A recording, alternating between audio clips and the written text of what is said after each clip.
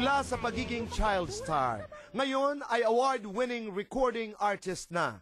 Pinasikat niya ang mga kantang Pagdating ng Panahon.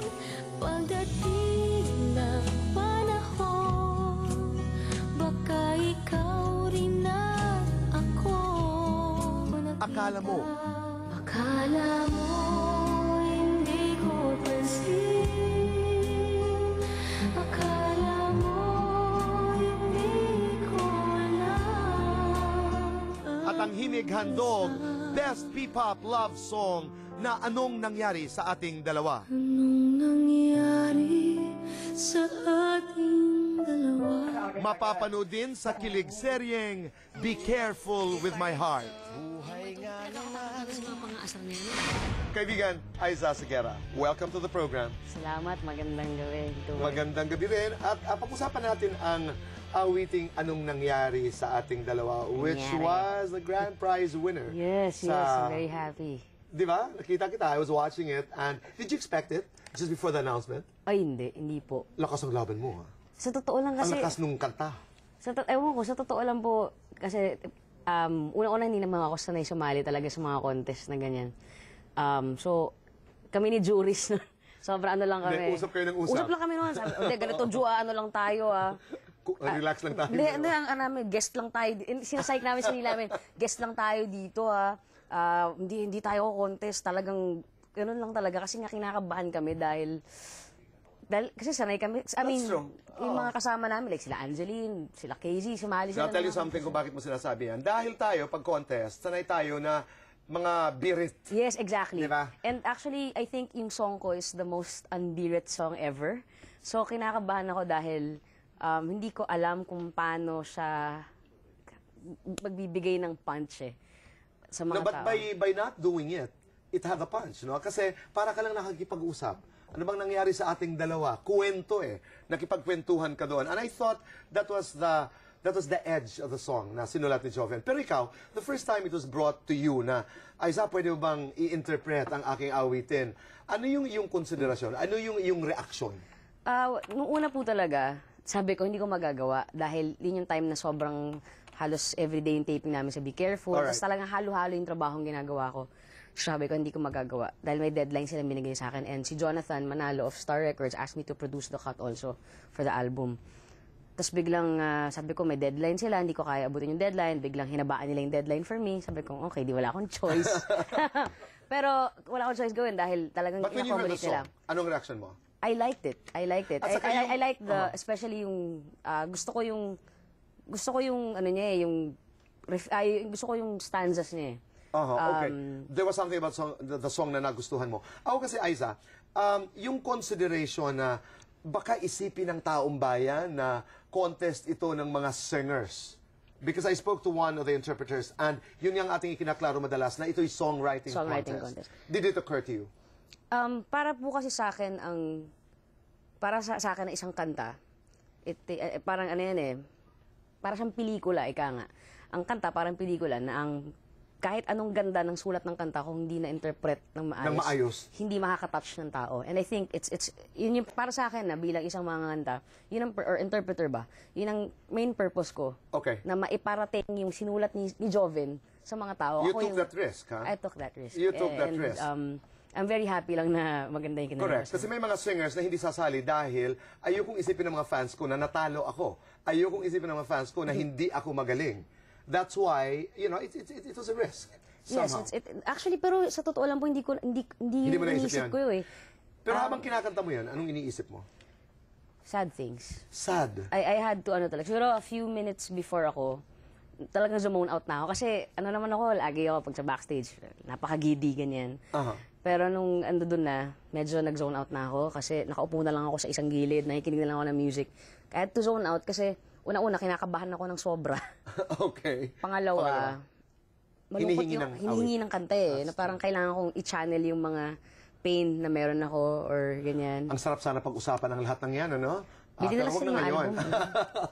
That's what the album is out. Yes, diba? ako, ang Himig Handog P-Pop Love Songs, available na po sa lahat ng The mga Star Records. Of course, Star Records. Lahat ng mga finalist ng P-pop nandito. So, Sana tuloy-tuloy ito, gawin ng Star Records at ng ABS-CBN dahil ito po'y isang selebrasyon sa Filipino Yes, songwriters. yes. Sana dumami pa ang mga kanta. sobrang, actually masaya ako dahil hanggang ngayon nagugulat pa rin ako na last week pa tong Himig Handog, diba? No. Pero until now, I still get tweets from people na saying, kano sila na-touch nung kanta. And ako mismo na kumanta, parang, oh! Diba, I'm so happy about Joven. Alam mo, kaibigan ko yan. Pero, is this his first? Hindi. I think first competition niya kung hindi ako Competition. nagkakamali. Proud of him. Hindi ko inaasahan na mahusay pala talaga Actually, sumulat ng si kanta. Kuya Joven nga, he was there nung inaareglo namin yung song. Talagang, ano lang siya, he was very, very quiet. Nung una nga, parang akala ko hindi kami alam mo yun, yung... Alright. Kasi sobrang tahimik niya, na-explain na, okay, ito yung treatment na naisip namin for arrangement ni Jay Durias, yung nag-arrange ng kanta. Ganito, ganyan. Well, nanalo, grand prize winner. Pag-usapan natin ang Be Careful With My Heart. You play Kute. Yes. Nananay sa Kilig serye. Ikaw ba, when you portray the role, may mga pagkakataon ba na sanay merong akong anak? Well, actually, meron. Wish naman talaga. Siguro, 30 na rin ako dito, boy, this year. Parang ang bilis. Oo nga eh. Tumanda ako, hindi man lang ako tumangkad. Pero, ako, syempre andun yung kahit paano, iba rin yung may matatawag ang anak mo. Alam mo yun. So, hopefully. I get that. Yan. So, let's see. For the longest time ako, ay sa sinasabi ko, you would know when it's the right time. And I get that feeling sometimes. Diba? So, parang pag may kita kang parang may ganun factor ka na. Ang sarap sana. Diba? Ikaw nang inintay ko dito, boy. Okay. Ito mga... Don't dare me. Ito mga usap-usapan na kaya alis sa palabas. Well, actually, alam naman natin that kung nasang time slot ngayon itong Be Careful. And, syempre, not for anything, but, kumbaga, I'm happy lang that Be Careful is, kumbaga, really adjusting for me. And I really, really appreciate it. Yung pag-alis na yan, as of now, it's just pure hearsay. Okay. And all I can say is that as of now, I'm staying with Be Careful. But I'd rather keep this between me and That's true. the Okay. production. Ako naman, dahil napag-usapan na natin, there's always a middle ground. Dahil pagdating ng araw, may intindihan ng tao kung nasaan yung iyong situation. Ika nga, yung predicament mo na napakahirap ng kinalalagyan. But, you know, pagdating ng araw, may intindihan din. But you are going on you're joining them for the world tour. Yes. Wow. Yes. Okay, so kayo'y tutulak papuntang iba't ibang bayan. Oh, yes. Actually, excited ako eh. Excited ako kasi yung cast ng Be Careful, ano yan eh. Siguro, one of the reasons why talagang sobrang nag-click siya, because we're all friends. That's true. Alam mo yun yung... You can't fake that. Yes, exactly. You can't fake yung feeling of parang togetherness and yung Right. family and ganyan. We would go out on trips. Talagang Tama. magkakain kami sa bahay ni Nanay Ibyang. Ganun kami. So, kumbaga, totoo. Kung ano yung nakikita nyo on TV na bond namin, totoo yun. We really love each other. Walang plastic. And that's the magic. I guess so. Diba? That's the magic. Kaya abangan niyo po sila, Aiza, at ang bumubuo po ng cast, and be careful, dahil sila'y dadating sa kung nasaang man mga bansa. Do you know the countries that you're going to? No, for that trip, I don't know yet. Okay. All I know is that may Middle East sila. Okay. Ako hindi ako sama doon. But you're joining... I'm joining yung North America. All right, okay. Just a few lines from the song that best describes your heart today. Naku, patay tayo dito. Sige nga. Teka na, ano ako Iniisip ko sa anong nangyari. Iniisip ko na kung saan ako kakanta to. Biglang, uy, yung ibang kanta pala. Best describes my heart today. Today. Feels like home to me. Feels like home to me.